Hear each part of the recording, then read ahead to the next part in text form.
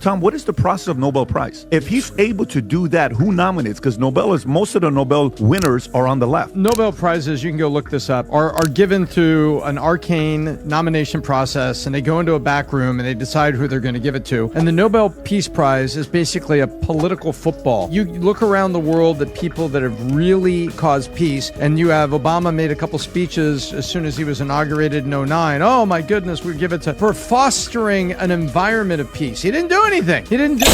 What if I told you Patrick Bet-David just transformed Barack Obama into his verbal sparring partner, not with fists, but with words so razor-sharp they could slice through bulletproof glass? This isn't your everyday political debate. No, this was a masterclass in roasting, disguised as commentary, that had jaws dropping and audiences gripping their seats. Imagine a businessman stepping into the arena, not with a briefcase, but with a mic, and leaving a two-term president stumbling for footing. It's raw, it's fiery, and it's got everyone talking. How exactly did this showdown unfold? Trust me, this is one meltdown you won't want to miss. So you hear these stories, and it's becoming more and more and more. I guess here's the question. If they got a divorce, what's the big deal? Nothing.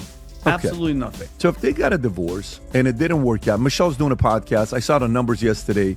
Their episodes keep getting fewer and fewer views, according to. You want me to tell you the numbers, If Matt? you have it, yeah. Sure. So the new podcast continues to tank. The viewership is down over 75% compared to her first episode.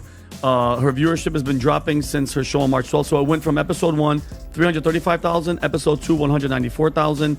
Episode 3, it jumped back up. Episode 5, 141. Episode 6, 63,000 views. Can you just go to the channel, Rob? Let's see how it's doing. So people are just not feeling it. It's ranked 34 on Spotify. And you know what? Why he's looking it up? It's not fair. Like, if you're in an unhappy relationship, I feel like when it comes to politics and these politicians, you have to stay together because of your public image. And it's like, bro, you're unhappy. Patrick Bet-David has carved out his empire by dismantling business myths and forcing people to question everything they thought they understood about money, power, and leadership.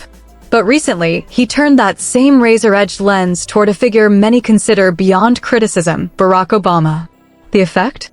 Imagine a heavyweight boxer entering the ring, not to trade blows, but to expose the illusion of a magician. With every strike, the curtain was pulled back, and what once looked untouchable suddenly seemed like smoke, mirrors, and well-rehearsed tricks unraveling under the spotlight. Obama, he had an opportunity, but he wasn't raised with a black American. So he don't connect with us. He don't relate to us because he's not a black American. He come from an African man who had a baby with a white woman overseas and raised by his white racist granddaddy and his loving white grandmama. He grew up throughout school dating white women. Like, who you date, your mama? Michelle was a political move for him. You think so? He would never got elected had he had a white woman. That's why Kamala couldn't get elected. Ain't nobody vote for no black woman with no white man coming from our country. Obama's carefully polished image didn't just take a scratch. It got slammed by a wrecking ball, and the shockwaves are still being felt. People can't stop replaying just how devastating the hit was. Think about it. For more than a decade, Obama has carried himself like the untouchable golden child of politics, wrapped in an aura so bright it seemed bulletproof.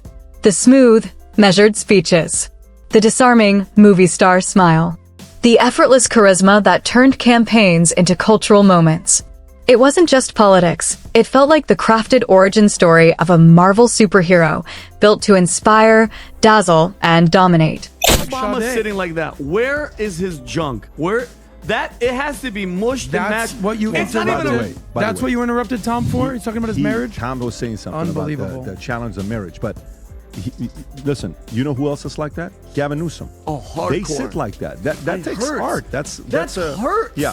But anyways, going Let's be back to grown-ups it, here, what guys. were some of the things Another that guy he with said? no junk. What did they say? What are some of the things? Not that one. If you go to the Sean Ryan picture, the Sean Ryan Newsom picture, It's so condensed. that's the one you want to. Every stumble was reframed as a noble sacrifice. Every scandal tucked neatly under a rug, woven out of hope and change.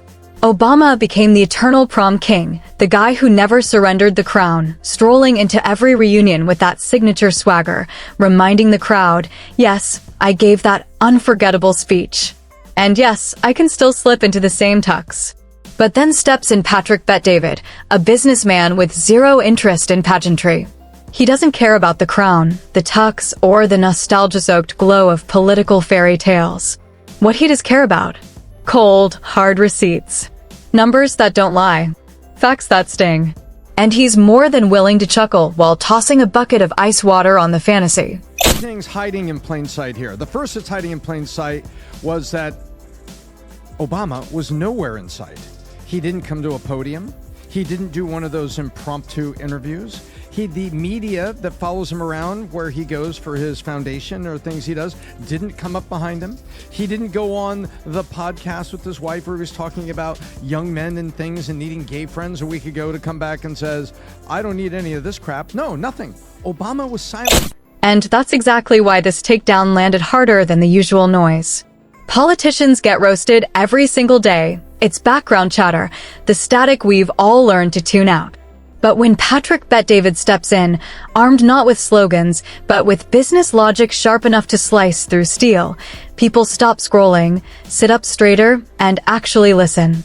Because suddenly it isn't about partisan mudslinging or emotional sound bites. It's about raw data, cold receipts, and a scoreboard that doesn't lie. Once those numbers hit the table, you can't unsee them. Take the economy, for example. Obama was packaged as the great middle-class savior, the steady hand guiding America out of financial chaos. On the surface, the story looked neat. The stock market climbed, unemployment dipped, the big banks got their bailout. Headlines sang of recovery. But Patrick didn't just read the headlines, he zoomed in like an auditor rifling through books that don't add up. And the deeper he dug, the more uncomfortable the picture became. Middle-class wages barely moved. The cost of living crept higher and higher. Average families weren't thriving. They were treading water, sprinting like hamsters on a wheel just to stay in place. Meanwhile, Wall Street flourished like a weed after a thunderstorm, choking out everything else in sight. The rich? They soared. The everyday American? Still clipping coupons, praying the car wouldn't break down, juggling 2 or 3 jobs just to make ends meet. And that's where the paradox took root. A leader praised for rescuing the people, even as the people themselves felt increasingly trapped under the weight of his so-called rescue. You got Trump, you got Obama. What do you think about Obama? How much did Obama do for the black community? Nothing. You don't think he did a lot of good for the black community? He didn't do nothing. He didn't change your life positively? He changed. But he's black. He spent 8 years. He spent 8 years giving the homosexual community all of our civil rights. We still need a little bit more. So Dr. King and them fight wasn't for integration.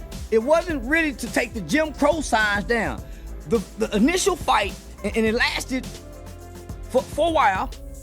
The initial fight was equal rights and equal protection under the law. Patrick delivered it with that kind of brutal simplicity only a businessman can pull off. If a CEO bragged about record profits while his employees couldn't even afford lunch, would you cheer for him? That's how he flipped the script.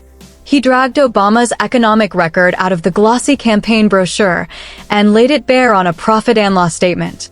And suddenly, the image wasn't so flattering anymore. It felt like discovering your favorite upscale restaurant, the one with chandeliers and white tablecloths, had been serving you reheated leftovers while charging you 5-star prices. Then came foreign policy. Obama entered the global stage draped in the aura of hope and change, promising less military meddling and more diplomacy. Remember the Nobel Peace Prize glow-up? He was practically knighted as the world's peace prophet before he even unpacked his suitcases in the White House. But Patrick ripped that halo away and replaced it with cold bullet points. Drone strikes didn't slow down, they skyrocketed. Middle Eastern conflicts didn't ease, they smoldered hotter. And America's reputation abroad looked less like redemption and more like a clearance sale. Influence slashed, goodwill evaporated. For a leader celebrated as the man who would end wars, Obama had a strange way of generating headlines littered with words like civilian casualties and airstrikes. Patrick didn't have to dip into sarcasm. The irony was self-writing. The so-called peace icon was expanding war strategies in ways that made even his critics dizzy.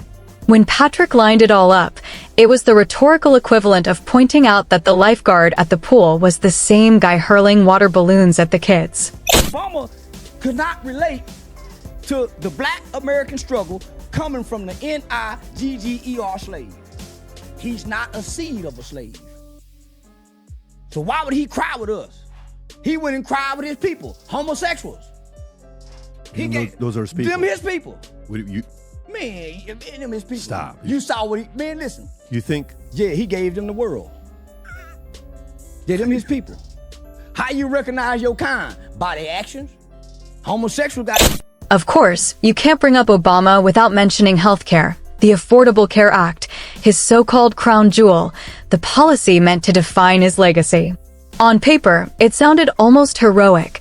Healthcare for all, affordability for everyone, a system that would finally protect ordinary Americans from medical bankruptcy. But in reality, families watched their premiums spike like a roller coaster gone off the rails. Small businesses suffocated under mountains of red tape.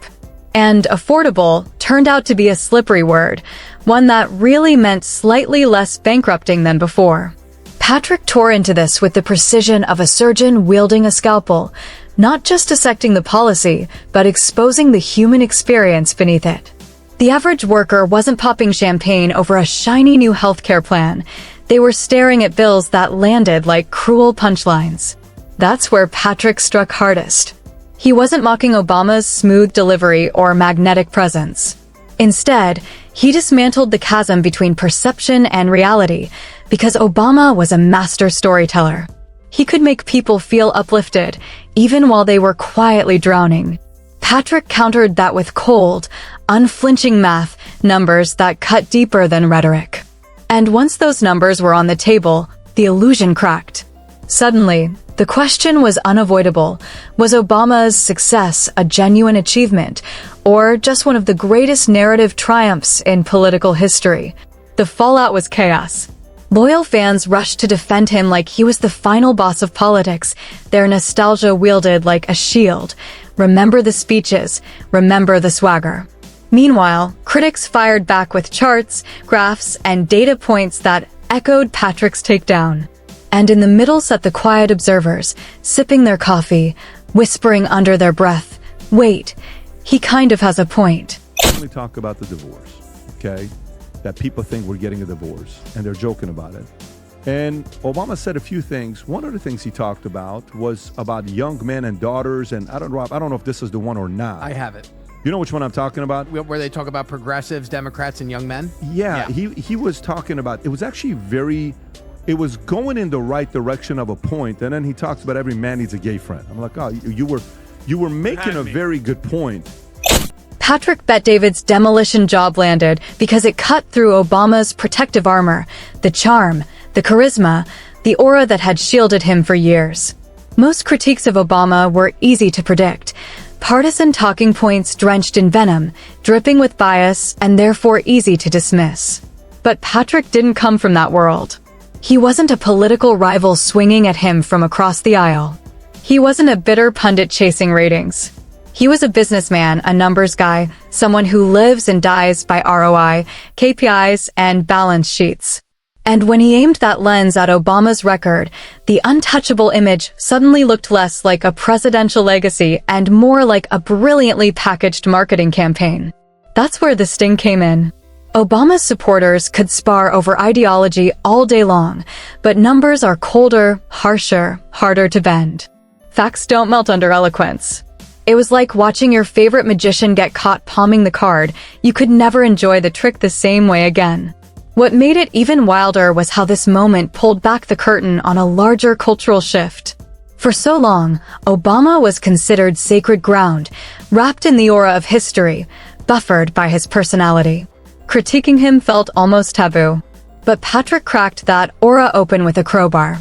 He reminded people that even the most polished leaders, even the ones who feel untouchable, can't outrun the math when the numbers tell a different story. Obama's second term, he did none. Obama's first term, I think he did one. And Bush's first and second term, he did none on day one. This guy's come out the gates. One moment he's talking to World Economic Forum. Another second you're looking at him, he's talking to California chewing out, Bass and Mayor Bass and talking to the folks there. Next minute, he's in Vegas talking about no tax on tips. Next minute, you're seeing him talking to military folks. Next minute, you're seeing him on the media. And the ripple effects? Massive. Because if someone can openly dismantle Obama's record without the usual political baggage, then suddenly it feels like no one is untouchable. The age of sacred cows in politics might be fading fast, and that's a terrifying thought for establishment figures who've built entire reputations on carefully polished myths. Because once one domino falls, the whole row starts trembling. If Obama, with all his charisma and cultural glow, can be critiqued with cold, unemotional logic, then who else is living on borrowed perception? That's the dangerous part. The moment the floodgates open, the leaders who built empires on slogans and photo ops start looking less like icons and more like emperors strutting around with no clothes. Patrick Bet-David didn't just dissect Obama's policies, he went after the machine itself, the way politics has conditioned people to worship personalities instead of results. And when you strip away the charm, the standing ovations, the Netflix documentaries, and the magazine covers, you're left with the same question any CEO gets grilled on. Did life actually get better for the people under your leadership? If the answer leans toward no, then no amount of charisma, branding, or nostalgia can rewrite the report card. That's why this takedown hit differently. It wasn't a rant fueled by anger. It wasn't a partisan attack dripping with bitterness. It was clean, clinical, surgical. And yet, it landed with the sting of a roast, because the irony was impossible to ignore. The savior of the middle class left the middle class suffocating, the Peace Prize laureate expanded war, and the coolest president in history reminded everyone, coolness doesn't pay the bills. I wouldn't look at Obama one way or another. I would simply say, I get it. It's tough. Good, God bless. And don't forget, they were young presidents. They weren't old presidents. Yes. So it's a difference when you're a young president. When you're a young president getting out and you're a star power like Netflix showing everywhere he goes and da-da-da-da-da, it's a different kind of a life. It was the ultimate unmasking. In just a handful of bullet points, Obama went from larger-than-life superhero to ordinary human. And once you realize the cape is only a costume, it's hard to cheer the same way again. His fans will still defend him, of course they will. Nostalgia is a powerful drug. People don't want to admit the prom king might have peaked a decade ago, that the golden glow was maybe just stage lighting. But thanks to Patrick Bet-David, that glow doesn't feel untouchable anymore. For the first time, the idea started to creep in. Maybe Obama wasn't a flawless icon after all. Maybe he was just another master salesman, someone who knew how to wrap a dream in soaring words and charismatic smiles. And Patrick? He countered by pitching his own product, reality. Here's the kicker. When Patrick pulled back the curtain, he didn't just expose Obama's record, he exposed the playbook. The one every politician secretly clings to but prays nobody ever decodes. The blueprint of distraction. Deliver speeches so smooth they sound like silk sheets, craft a persona so dazzling it blinds, and quietly hope no one checks the receipts stuffed in the bottom drawer. Patrick checked. Then he read those receipts out loud, like it was open mic night, and the punchlines practically wrote themselves. There hasn't been one moment in our marriage when I thought about quitting.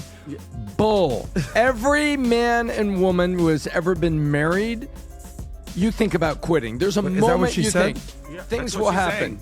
Yeah, that's such BS. We all have that. She even said it. She said she hated him. She said she hated him for 10 years. Are you admitting on camera that you thought about quitting Kim? Rob, can you rewind, Rob? Babe? Look at how his legs are crossed. Go back to Barack's legs crossed. Do humans in relationships have big fights and you say for a split second, is this all worth it? Because for all the charisma, Obama's presidency carried contradictions so glaring they could make a philosophy professor weep.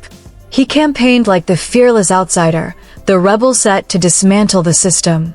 Yet once in office, he cozied up to the very power brokers he once swore to challenge. It was like watching Robin Hood swap his bow for a golf club and join the sheriff of Nottingham's country club, then insisting it was all part of the master plan. Patrick Bet-David didn't need to shout to expose that irony. He simply lined up those contradictions like bowling pins and rolled a strike every single time. No theatrics, no political jargon, just a clean dismantling of the narrative. But Patrick wasn't playing the usual partisan game. He imported the CEO rulebook into the political arena, cutting through the spin with one blunt question. If this man were running your company, would you still be clapping? Suddenly, applause turned into something quieter, almost uneasy. Even Obama's legendary cool factor, the effortless swagger that made him untouchable, started to look different under Patrick's reframing. Because coolness can only carry you so far when the results feel lukewarm. It's like hiring the world's funniest bartender, only to realize every drink he serves tastes like lighter fluid. The show is entertaining, sure, but the product leaves you wincing. A new movie comes out. What's the name of that movie? Civil War. Leave the world behind. Our power grid in America hasn't been updated. 75% of it hasn't been updated in 50 years. And you're kind of talking about that. Then you're pinning whites against blacks. There's a line in the movie that says, Dad, you know if something goes down, we can't trust these white people. I know that's something both you and Mom agree on. Why do you put that line in the movie, Barack? And you were helping with the script. Why would you put that in the movie? Why would you put that in the movie? Barack, weren't you the same guy that gave a talk at the DNC in 2004 about bringing people together? What happened to that? Sure, you laughed at his jokes, but you were still left sipping something that burned on the way down. That was the trap Obama stumbled into. He delivered America a stand-up routine when what people were truly thirsty for were results. And Patrick Bet-David wasted no time pointing that out, flipping Obama's legendary cool factor from an asset into an overplayed gimmick. That's where the takedown struck another nerve. Obama hasn't just been a president, he's lived rent-free in America's collective imagination for more than a decade. Every rising politician has been measured against his style. Every campaign has tried to borrow a piece of his swagger, like they were reaching for the same cologne he wore. But Patrick pulled the rug out and posed the question nobody likes staring in the face. What if the style was always more memorable than the substance? It's the kind of question that makes people shift in their seats, because it forces them to consider an uncomfortable truth that maybe they fell for the packaging, not the product. That's why this moment didn't feel like just another roast. It felt like a reality check.